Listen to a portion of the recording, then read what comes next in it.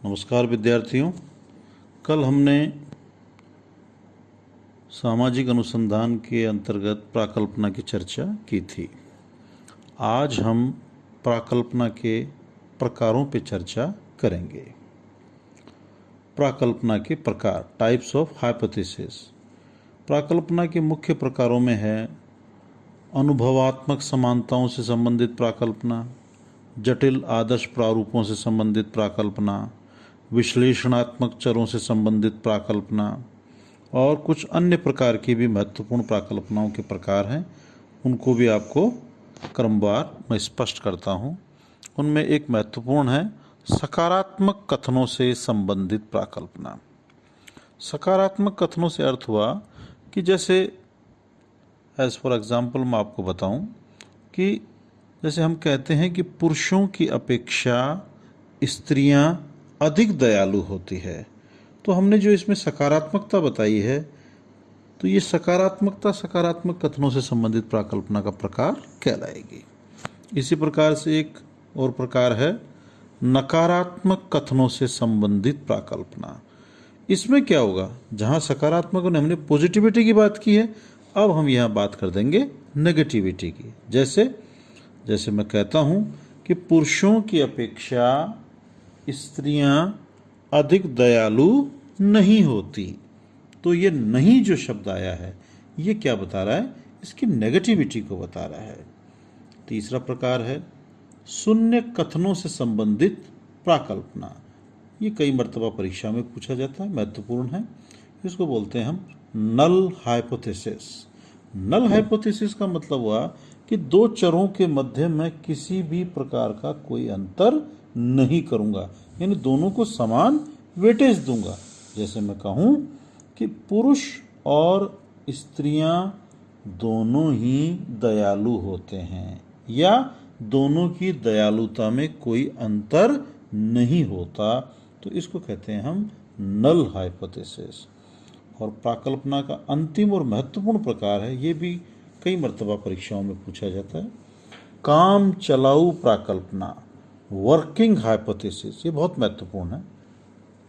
काम चलाऊ प्राकल्पना से अर्थ है कि हमने जैसे ही अनुसंधान का कार्य प्रारंभ किया, तो हम जैसे अनुसंधान को प्रारंभ करते हैं, आपको कल बताया था, तो अनुसंधान के साथ ही हम क्या करते हैं, प्राकल्पना का निर्माण करते हैं।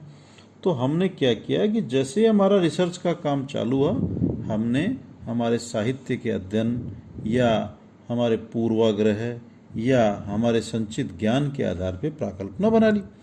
अब जैसे जैसे हमारा रिसर्च का वर्क आगे बढ़ता जाएगा, हम क्या करेंगे, इसमें हमारे अनुभवों के आधार पर हम परिवर्तन करते जाएंगे। कई मर्तबा ऐसा भी देखा गया है कि हमारा अनुसंधान का काम आगे बढ़ता रहता है और हम प्राकल्पना में बदलाव करते रहते हैं।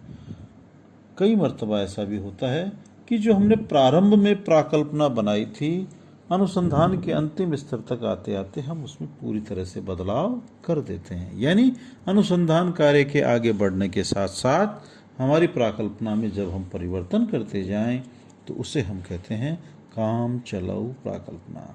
अब मित्रों, मैं आपको बताऊंगा प्राकल्पना के स्रोत, सोर्सेस ऑफ हाइपोथेसिस।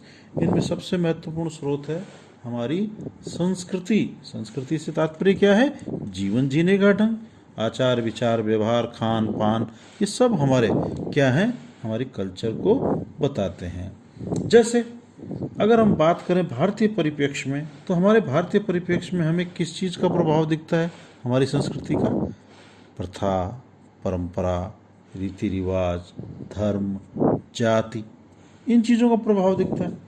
और जब हम पश्चिमी समाजों की बात करते हैं, तो वहाँ किस चीज़ का प्रभाव दिखता है, व्यक्तिवादिता भौतिकवादिता, वहाँ का एक अलग अन्यत्र प्रकार का वातावरण है, इसलिए उनके सोचने विचार करने कार्य करने के ढंगों में अंतर है। यानी ये कल्चर हमारे हाइपोथेसिस का एक बहुत बड़ा सोर्स है। अगला सोर्स है हमारे लोक विश्वास, जो हमारी फॉक बिलीफ्स हैं, जो हमारी मान्यताएं हैं। जैसे हम कहते हैं ना, शाम के टाइम में अगर कौवा बोलता है घर पे, तो क्या मानते हैं हम कि भाई आज मेहमान आएंगे। ऐसे ही एक और चीज़ है हमारे सामाजिक परिवर्तन।